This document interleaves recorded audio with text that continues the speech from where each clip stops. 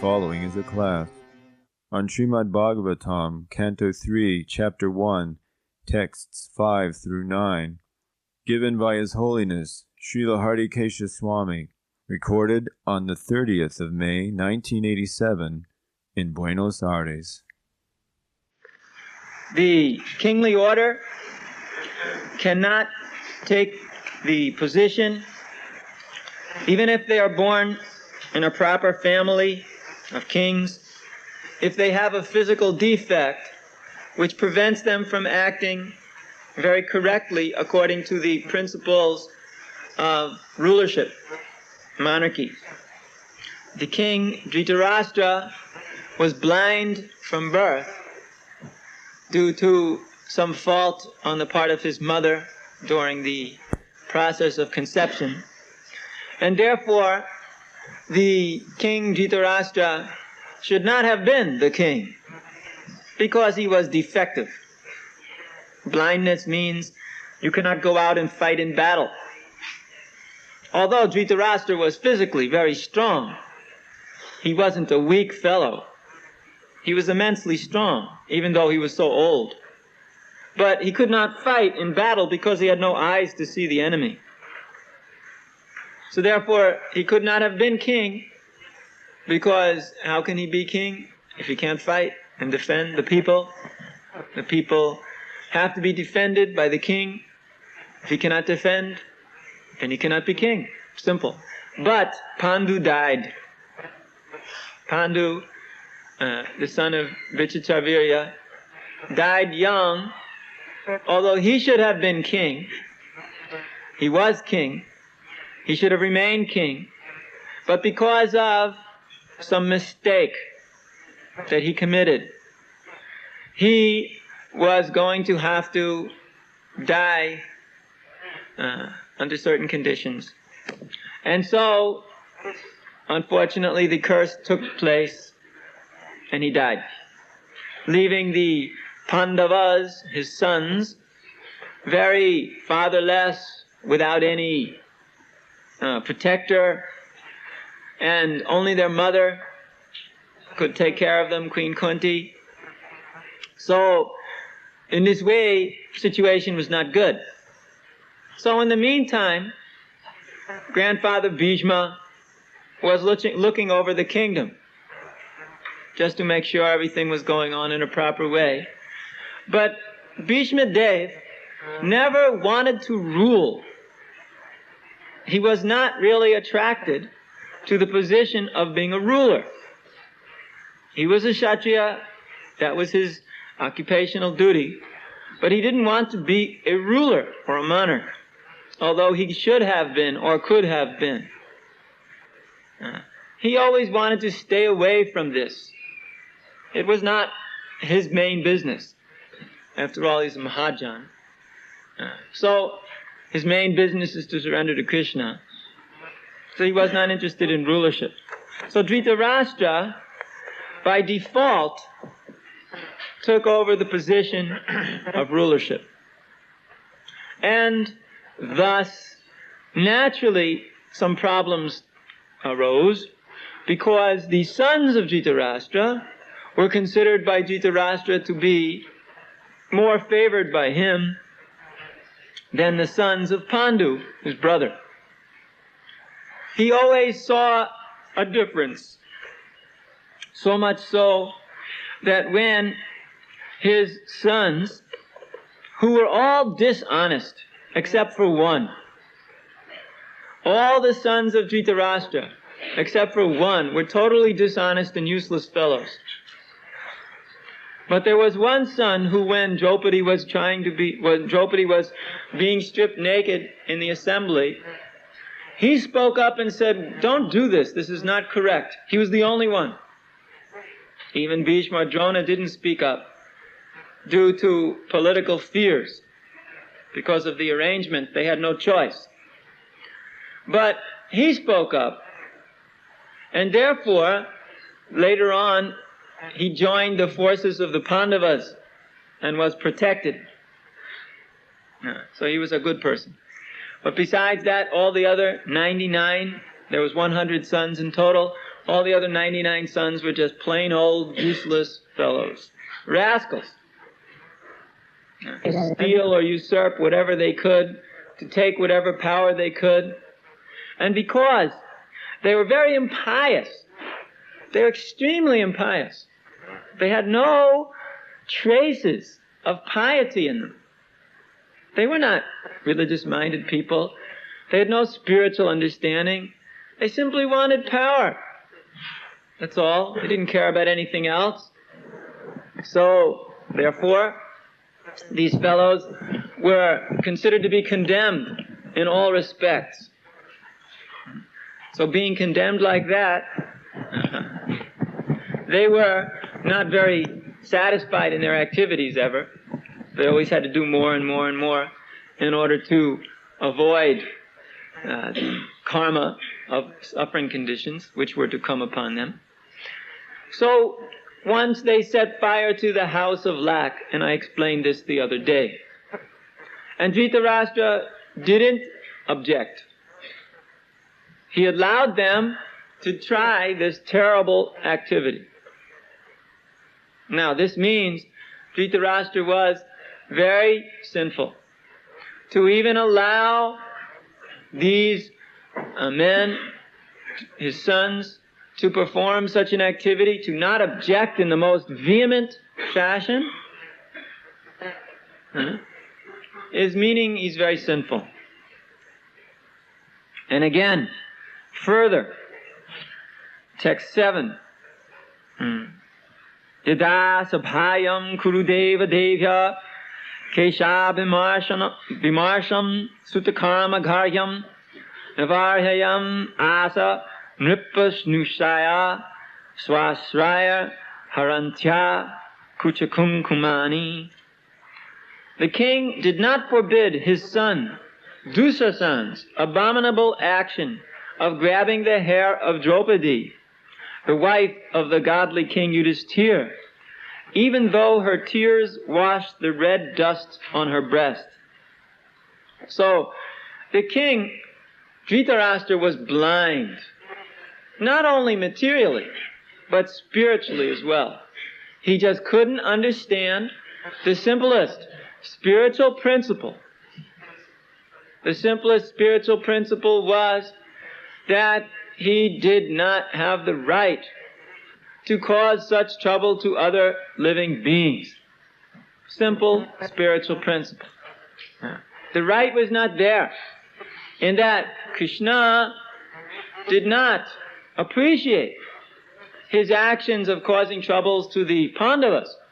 So he was blind. He couldn't see this. He couldn't understand this at all. He was actually foolish in all respects, and therefore he did not get the blessings of Krishna. In fact, he was also given so much trouble. He lost all of his sons in the battle. He lost his whole kingdom in the battle.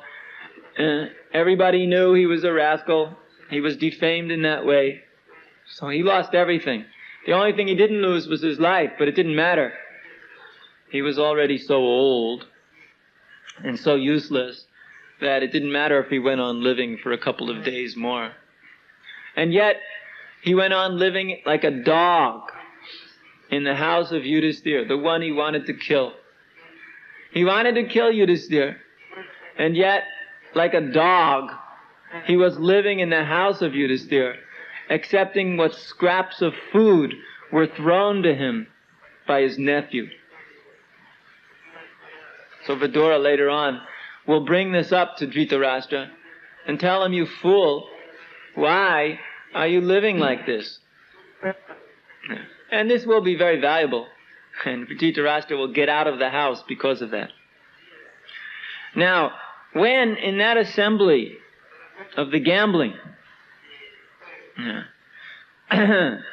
Dhritarashtra's sons stole away Draupadi by tricks due to the expert cheating of Shakuni, the uncle. He was an expert cheater, and when it came to dice, he knew how to cheat in such a way that he would always win. Expert cheater.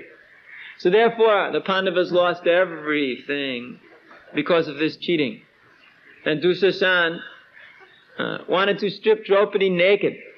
And she was crying and pleading for some help from somebody. The Pandavas, of course, could not help because they had lost her. And the Kauravas were not interested in helping her. They wanted to help Dusasan. Nobody would help. Of course, Gandhari, the wife of Dhritarashtra, she came to Dhritarashtra and said, "How can you allow this to take place in the assembly? Have you lost all sense of principle?" But because Dusasan was mad with lust, there was no way he was going to stop. Everybody was envious because Arjuna had stolen away Draupadi very opportunely during her Swayamvara ceremony. You see, formerly, girls were worth a lot more in the kingly orders than our modern girls. And they were so valuable that the king would place his daughter up for competition. It wouldn't be that whoever the daughter felt she should marry, she would marry, or... No, they picked whoever was the best amongst all of the available men by making tests. And during this Swayamvara ceremony, when the tests were made of the combatants to see who would win the hand of the lady, she also would have her favorites. And sometimes, if her favorites did not win, she would make some trick by which the competition had to be rejudged.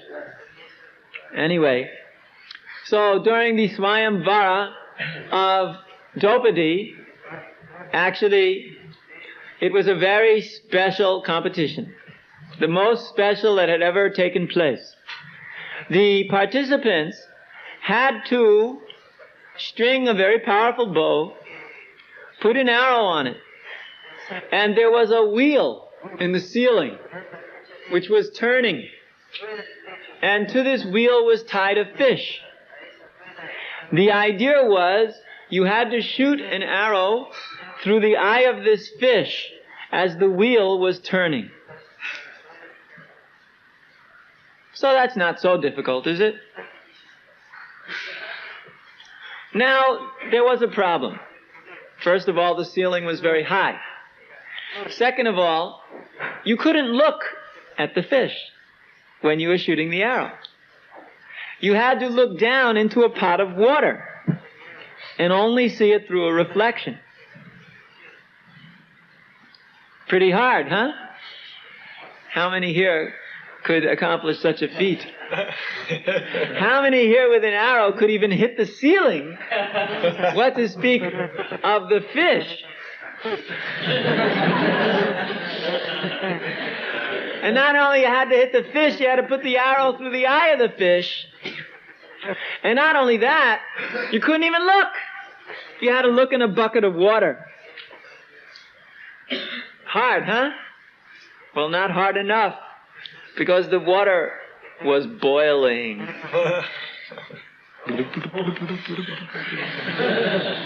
One had to look in the bucket of boiling water, shoot like that, and hit the eye of the fish in the moving wheel.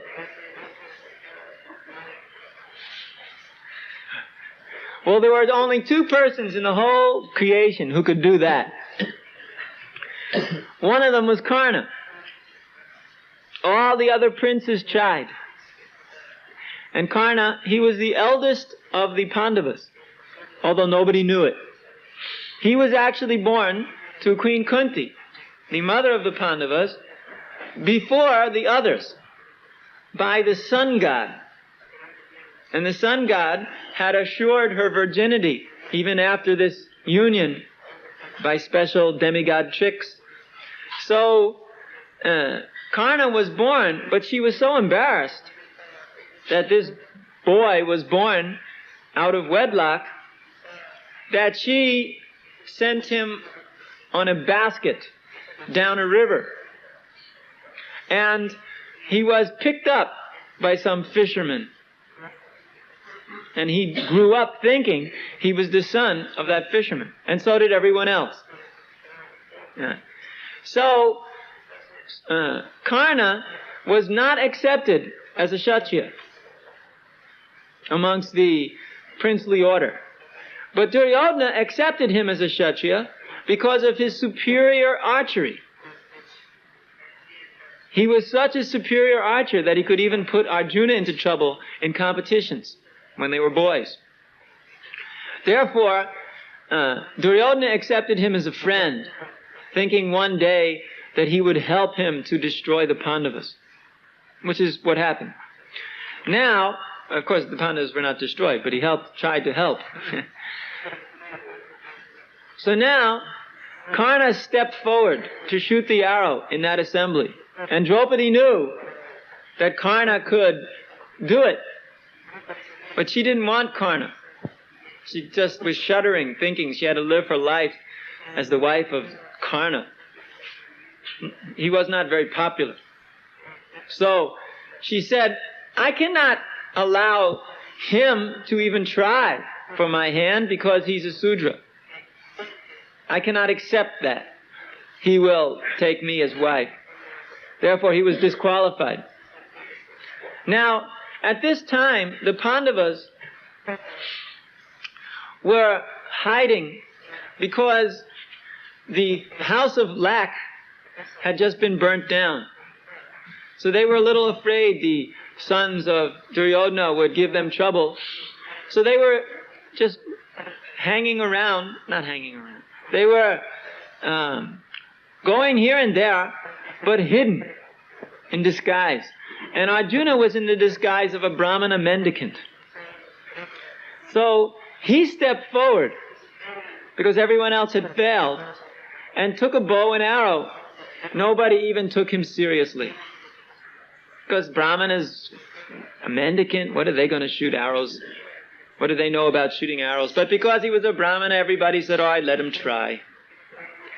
And he shot right through the eye of the fish. First time. Everybody was amazed. Draupadi was delighted. And immediately, all of the Kshatriyas became suspicious. This is no Brahmana. In fact, he looks very familiar. They couldn't exactly figure out where they had seen him before. But he looked very familiar. But whoever he was, they didn't like him. Because he won. And the Kshatriyas all became envious and started to attack him. But amazingly, that Brahmana single-handedly was fighting them all off. Nobody could come near him. He was pushing them back, in fact. Dozens of warriors were being victimized by his arrows. Everybody was amazed. Who is this person? He comes here like a Brahmin, immediately shoots through the eye of the fish, and is defeating us all in battle. And then right in the middle of the whole thing, he grabs Draupadi, jumps on a chariot, and drives off. Everybody was astounded. Who was that? Then they started to think, could that have been Arjuna? No, but he had been burnt in the house of Lak. But who else could have done such a thing? They became very curious. There were other times when Arjuna, in fact, had defeated all of the Kurus single-handedly. Just like when here, let's go through the next verse. Text 8. Dute tadamena jitasya sadho satyavalambasya vanam gatasya niyachato dat samayena dayam tamo dushano yadajata shatro. Yudhishthira, who was born without an enemy, was unfairly defeated in gambling. But because he had taken the vow of truthfulness, he went off to the forest. When he came back in due course and begged the return of his rightful share of the kingdom, he was refused by Dhritarashtra, who was overwhelmed by illusion. Purport: Maharaj Yudhisthira was the rightful heir to his father's kingdom, but just to favor his own sons headed by Duryodhana, Dhritarashtra, Maharaj Yudhisthira's uncle, adopted various unfair means to cheat his nephews of their rightful share of the kingdom. At last the Pandavas demanded only 5 villages, one for each of the 5 brothers, but that was also refused by the usurpers. This incident led to the war of Kurukshetra. The battle of Kurukshetra, therefore, was induced by the Kurus and not the Pandavas. As Kshatriyas, the proper livelihood of the Pandavas was only to rule and not to accept any other occupation. A Brahmana, Kshatriya, or Vaishya will not accept employment for his livelihood under any circumstances. So, after the gambling match had taken place, the situation was the Pandavas had to go into exile for 13 years. 12 years, it did not matter where they lived. They could live anywhere they wanted, but not in the kingdom, not in Hastinapur. They had to go live somewhere else, wherever it was. But the 13th year, they had to do it secretly. Incognito, it's called. Nobody could know who they were, and if they were discovered during this period, the last year, they had to go back into the forest again for another 13 years. This was all because they had been defeated unfairly in the gambling match by the cheating dice of Shakuni. And Yudhisthira, because he had taken a vow of honesty, did not object to this at all. He could not, because he had said, we will gamble. Due to the Kshatriya code, if someone challenges you, you must accept. And then he lost everything which was offered as a wager, so he had to agree with that when he lost, even though it was all cheating. So in this way, they were making it through the 12 years somehow or another, depending on Krishna. And in the 13th year, they started to go into hiding. So they went into hiding in the kingdom of Virat, one kingdom, which was a little south, and Virat Maharaj was the king. So Yudhisthira became the chief minister of Virat, Bhima became the cook, Arjuna became the dancing teacher. Actually, Arjuna was cursed by Urvasi in the heavenly planets. See, during this 12 years in the forest, Arjuna was not in the forest during the 12 years suffering. He went up to the heavenly planets in his own same body. And he was living up there with his father, Indra. His father called him to come up. So he went up to the heavenly planets, and he was living with Indra at that time. And Indra was giving him powerful weapons and teaching him all kinds of things. So at that time, Urvasi, who's a famous lusty lady of the heavenly planets, she wanted to have sex with Arjuna because he was the best amongst all men. But Arjuna said, no thank you. You're a demigoddess, or whatever, and I am just a lowly earthling. No interest. Sorry. Oh, did she get upset? She was not used to some earthling telling her to take a walk. This was too much for her pride. Her false ego was destroyed. So she cursed Arjuna to live as a eunuch for a year. So Arjuna was just like amazed. Why this lady's cursing him to become a eunuch for a year. And then Indra, his father, said, I cannot take back the curse completely, but I will make it so that this curse will be very favorable to you. That when this curse takes effect, it will be just perfect for you.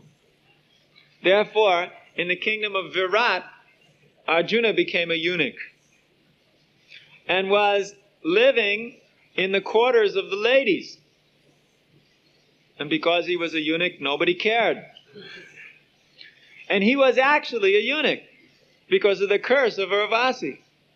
So there was no problem whatsoever. And nobody could have ever believed this was Arjuna. He wore his hair in braids like a eunuch, you know? You take the hair and you make braids.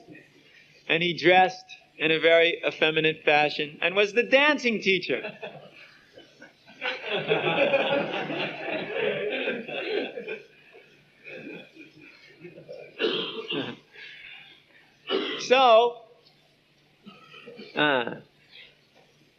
So they lived like this for a long time. Nakul and Sahadev also did various jobs. Sahadev took care of the horses of the king, and I forgot what Nakula did.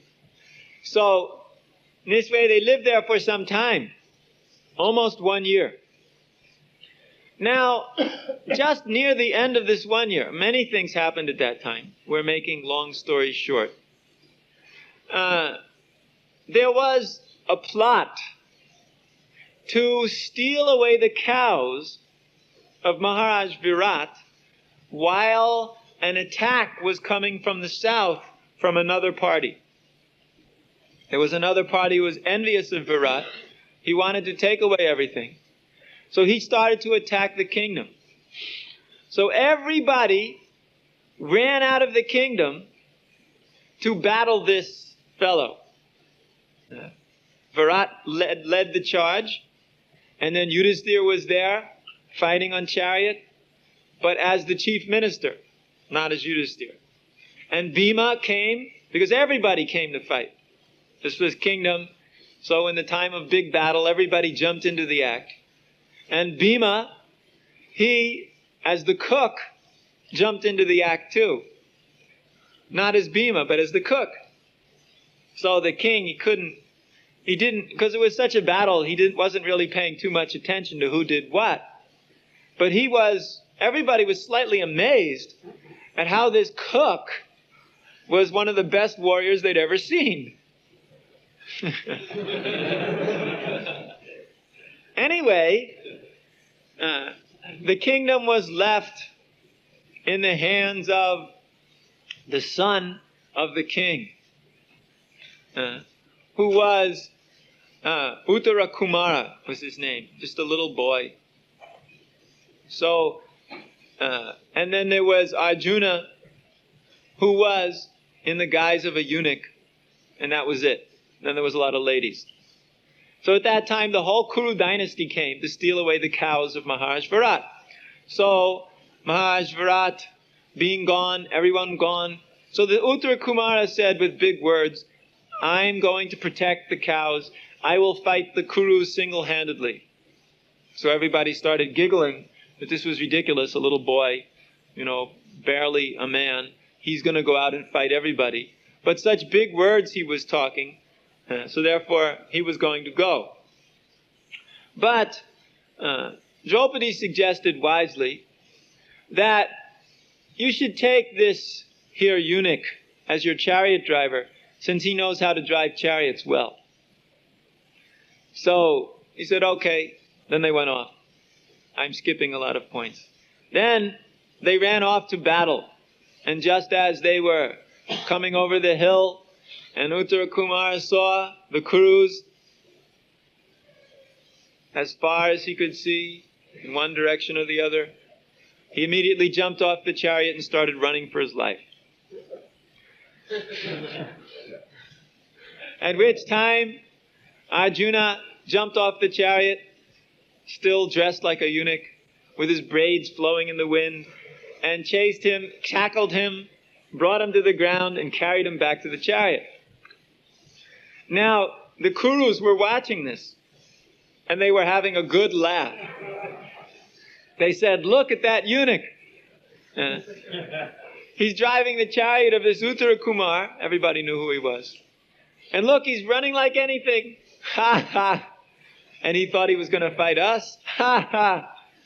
And now look, the eunuch's chasing him. Ha ha. And he's tackled him. Ho ho. And now he's carrying him back to the chariot. Ha ha. This is good. I told this story last time. Never? Really? All right, so I tell more details. I thought I did, therefore I was speeding up. So then, when this was happening, the Kauravas, they were having a good laugh. Bhishma, Drona, Duryodhana, Karna. They're all laughing. Look at this. What a joke. But then they saw that the chariot was driving off in the distance. And they didn't know what was going on, so they figured they're just running away. Now, what actually had happened was as follows. Arjuna, he had said to this Uttara Kumar, why are you running away? You have made so many big talks, how you were going to protect the whole kingdom in front of all the ladies of the palace. You blew yourself up to a big position of the protector. You are the one who is going to protect everybody. And yet, as soon as you even see the enemy, you run like mad. So what is this? And I bring you back to the kingdom, and all the cows will be gone, and you will be laughed at as some kind of fool. So how can you even tolerate this? And he said, I can tolerate anything because they'll kill me. I don't want to die, I'm too young. Just for some cows? No. So Arjuna said, don't you have any honor? He said, no honor.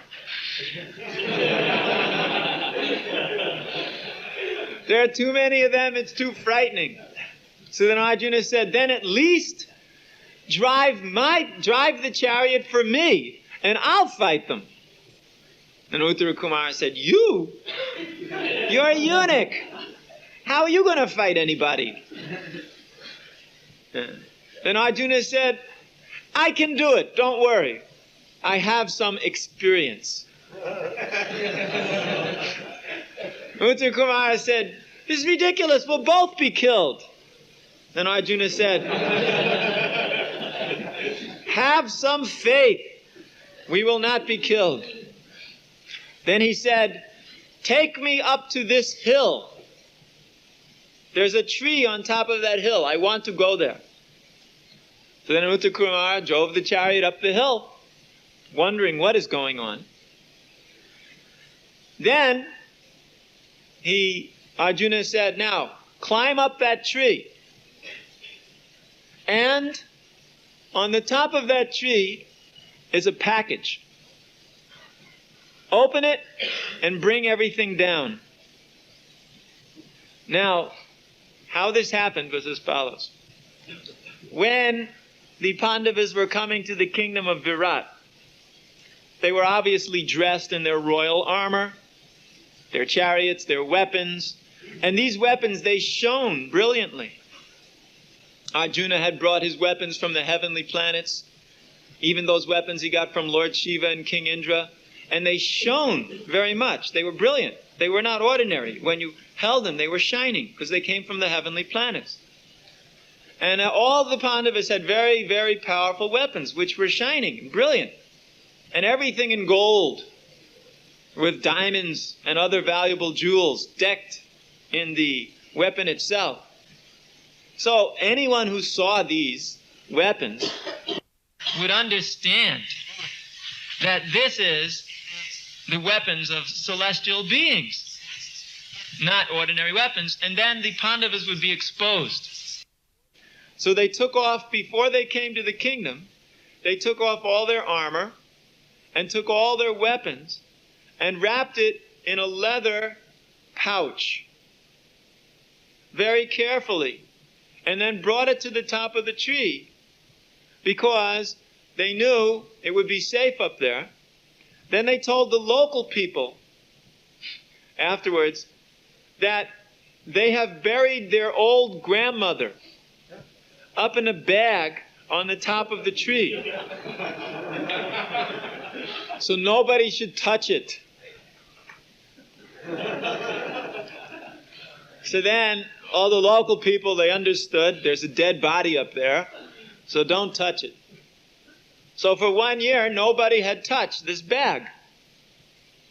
So Arjuna sent Uttara Kumar up the tree, told him to bring down what was inside. He had no idea. Now the Kauravas were watching this. It was a long way away, but still they had quite good eyesight in those days. And they were watching. Now the eunuch is standing on the ground and Uttara Kumar is climbing up the tree. So they couldn't figure this out at all. It made no sense. Instead of running away from the battle, he was climbing trees. It's like completely mad. Didn't make any sense. So then Uttara Kumara opens up the package and he's amazed. What is this? I have never seen anything like this before. Because he was a Kshatriya, he was picking up the weapons, looking at them, putting them down, looking at the armor. He was shocked. Arjuna said, just bring it down. Hurry up. Uttara Kumara, he was shaking. He thought, what is this? And who is he? So then he brought down the weapons and respectfully handed them to Arjuna, who started to put them on very expertly. Even Uttara Kumara himself didn't know how to properly put on armor because he had never really used it before in battle.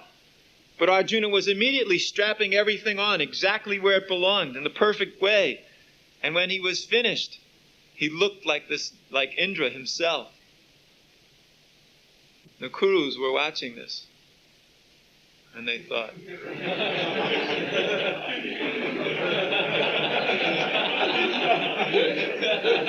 who is that? Now he's shining with armor. And Arjuna was trying out all of the different weapons, placing them on his chariot. Uttara Kumar just looked at him. Said, who are you? Arjuna said, I'm Arjuna. Uttara Kumar said, Arjuna? We've heard of an Arjuna long time ago when we were a small child. There was an Arjuna and other Pandavas, but they were driven away and everybody thinks they're dead. Then he explained, that one who you think is the chief minister of your father is Yudhisthira, the emperor of the world. Your cook is Bhima, who is waiting for the moment to destroy the Kauravas, especially Duryodhana. Your charioteer, chief charioteer and care of the horses is Sahadev. And Nakula, I forgot whoever he was. Take care of the cows. And then Arjuna, I am Arjuna. So Uttara Kumara said, he didn't say anything, he was just astounded. So then Arjuna said, now get on the chariot and do whatever I tell you. Uttara Kumara just took the reins, feeling completely different. He was ready to do anything because he knew this is Arjuna. Now this is going to be a battle. So when they were both standing on the chariot, the Kurus were looking. And they said, that looks just like Arjuna.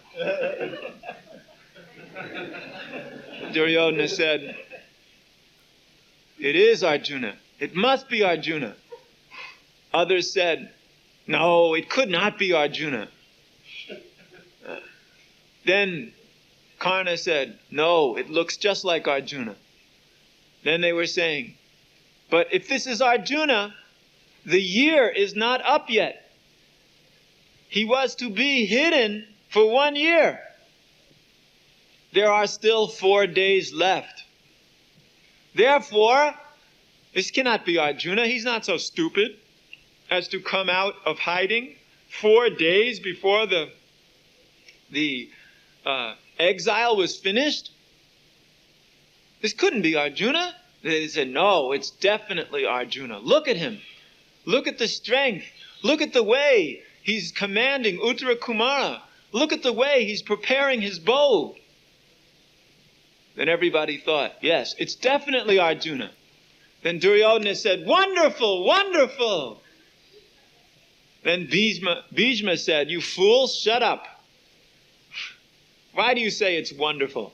As soon as he comes down here, he will kill you. Duryodhana said, impossible. Their whole Kuru dynasty is here, and there's just one Arjuna. He can't kill us. Bhishma said, don't you worry. Arjuna can kill all of us if he wants, single-handedly. Karna said, you're always defending this Arjuna and the Pandavas, singing his glories. Don't you understand? We're much more powerful than he. Bhishma said, never has there ever been one as powerful as Arjuna in the past. Never will there be one as powerful as he in the future. And no one is as powerful as he is right now. This was too much for Duryodhana to hear. Yeah. He said, you're always soft. Karna, we will show who is strong. And anyway, even if he defeats us, it doesn't matter. Because now they are exposed and he must go back into exile for another 13 years. So he was feeling very pleased. But Dronacharya said, Arjuna's no fool. He knew there was a special arrangement in the calendar this year where these 4 days were actually shifted.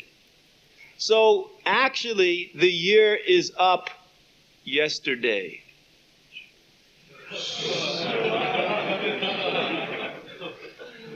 In the meantime, Arjuna was thundering down the mountain with Uttara Kumar.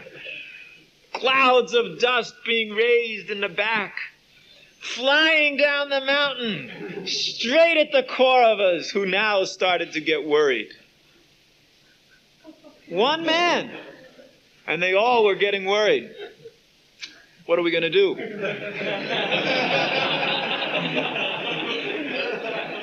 Duryodhana kept saying, what are we going to do? He's coming. Bhishma said, you should have thought of that before. Yes, but now what are we going to do? Bhishma said, so stand and fight. You're so brave, you go fight him. Duryodhana said, let's make an arrangement to protect us. Drona said, there is no arrangement. In the meantime, Arjuna released 2 arrows. One at the feet of Bhishma, one at the feet of Drona, to signify his humble obeisances. Then he released 2 more arrows, one straight past the ear of both of them, so that the feather ticked their ears, signifying he took their permission, now he's ready to kill them. This is the Kshatriya code. And then a battle started which nobody was going to forget. Arjuna was single-handedly defeating all of the Kauravas, smashing them down, knocking them down, making them unconscious. Duryodhana started running for his life. And Arjuna was chasing after him like the wind. Duryodhana was just going as fast as he could go. Arjuna was saying, stop, stop. Uttara Kumara, you can imagine, was in complete ecstasy. In the meantime, all of the warriors of the Kuru dynasty realized Duryodhana was about to be killed. He was 5 minutes from being killed. He was a dead man because Arjuna had no other business than to kill him. And Arjuna was expert. His expertise was understood in various ways previously. He was the best student of Dronacharya. So Arjuna was just about to kill Duryodhana, which would have made life so easy for everybody else. But Bhishma, Drona, and Karna and the rest, just to protect this king out of duty only, not because they wanted to. They would have loved to see him. At least Drona and Bhishma would have loved to see Duryodhana dead. But because of duty, they couldn't do it. So they went to challenge Arjuna. They said, stop, face us in battle. So Arjuna turned towards them and started to release a shower of arrows, which immediately had Karna running from the battlefield. Karna, who was always talking about how superior he was to Arjuna in every way, he immediately started running like anything, being covered by arrows and knocked out. Then the others, Arjuna took one special arrow from his quiver and shot it over the heads of all these warriors and knocked them all unconscious right on the battlefield. It was a heavenly planet's arrow. And everybody was just out cold. By this time, Duryodhana had run like anything and was far away. So Arjuna told Uttara Kumara, well, we have finished off this crew. Now let's take the cows and bring them back to the kingdom. But Arjuna told Uttara Kumara that when we get back to the kingdom, you tell everybody that you defeated the whole Kuru dynasty and that I was just your chariot driver. So then he took all of the armor and the implements, put them back on the top of the tree, dressed like a eunuch again. But by this time, his curse of being a eunuch was finished long before, the day before. So actually, he was already Arjuna again, as he was before. And then they came back into the kingdom, and Arjuna was describing the glories of Uttara Kumar. So we see that Arjuna had completely defeated in the past all of the Kurus himself. But because they were just so dishonest, they just wouldn't give them any credit to the Pandavas. Therefore, in the battle of Kurukshetra had to take place. Even the last chance was there, given by Arjuna to Duryodhana and Dhritarashtra. That last chance is described in text 9. Yada chapata prohita sabhayam jagadgurur yani jagada Krishna natani pumsam amritai hanani rajorumene kshattapunya glesha. Lord Krishna was sent by Arjuna into the assembly as the spiritual master of the whole world. And although his words were heard by some, like Bhishma, as pure nectar, it was not so for the others, who were completely bereft of the last farthing of past pious works. The king, Dhritarashtra, or Duryodhana, did not take the words of Lord Krishna very seriously. Purport. Lord Krishna, who is the spiritual master of the entire universe, accepted the duty of a messenger, and deputed by Arjuna, went to the assembling of King Dhritarashtra on a peace mission. Krishna is everyone's Lord, yet because he was the transcendental friend of Arjuna, he gladly accepted the role of messenger exactly like an ordinary friend. That is the beauty of the Lord's behavior with his pure devotees. He reached the assembly and spoke about peace, and the message was relished by Bhishma and other great leaders because it was spoken by the Lord himself. But due to the exhaustion of the pious results of their past deeds, Duryodhana, or his father Dhritarashtra, did not take the message very seriously. That is the way of persons who have no credit of pious deeds.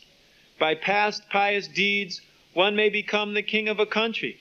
But because the results of the pious acts of Duryodhana and company were dwindling, it became evident from their actions that they were sure to lose the kingdom to the Pandavas.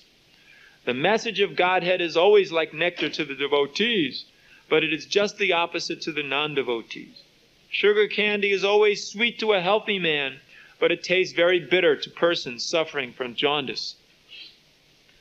So, although the Pandavas had defeated the Kauravas many different times, although the Kauravas were supposed to give back the kingdom, and although even the Pandavas didn't want the kingdom back, they said, just give us 5 villages, we'll each rule one of the villages, we don't care about the whole kingdom, you keep the kingdom, you're doing a good job, we don't mind, we are not lusty for greedy things, we don't want power or money or whatever, just give us 1 village each so we could fulfill our occupational duties and we'll be satisfied.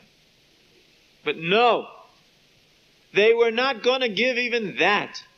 They said, we won't even give enough land that fits on the head of a pin. So nonsense they were. And then still Arjuna said, please, just, Krishna, go to the assembly and speak some words to make peace. So Krishna, who's Jagat Guru, the teacher of all the universe, went and spoke just like a humble messenger of Arjuna and Yudhisthira. And Bhishma, he heard this as pure nectar. This were the words of the Supreme Personality of Godhead himself, speaking to Duryodhana and Dhritarashtra for peace and reconciliation. But Dhritarashtra and Duryodhana were so lost in impiety, they didn't hear it at all and refused to accept anything. Therefore, it was concluded that the battle had to take place, the fight had to go on, and the war of Kurukshetra was about to begin. And all of the people were divided between this camp or that camp. And in this way the battle was to take place. And it did, and the Kauravas lost everything. The Pandavas gained everything. That is the way of Krishna's arrangement and Krishna's desire. If Krishna desires, nobody can kill you. Nobody can harm you. Nobody can take away anything. And if Krishna doesn't desire, if Krishna wants you to be destroyed, even the smallest thing can spell your end. Therefore, let us just surrender to Krishna, understanding his greatness and glories, and be very satisfied in Krishna consciousness. Hare Krishna.